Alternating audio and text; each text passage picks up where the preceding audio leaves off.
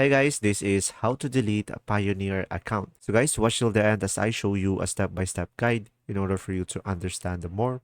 And I made this table over here so we can dive in deeper. So first thing that you will do is just simply sign in into your Payoneer account, guys. And after that, just simply go to the Help tab. And from there, just simply go ahead and select Support Center. And once you are on the support center, just simply go for the home. And from there, just simply select my Pioneer account.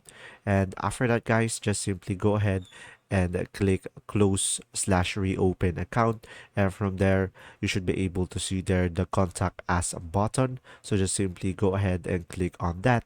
And after that, just simply go ahead and provide the information that you are deleting your account and just simply complete the feedback form. And from there, guys, you can just simply click submit to request the account deletion. So you should be able to delete that account. And there you go. If this video was helpful, please like and subscribe. Thanks for watching. See ya.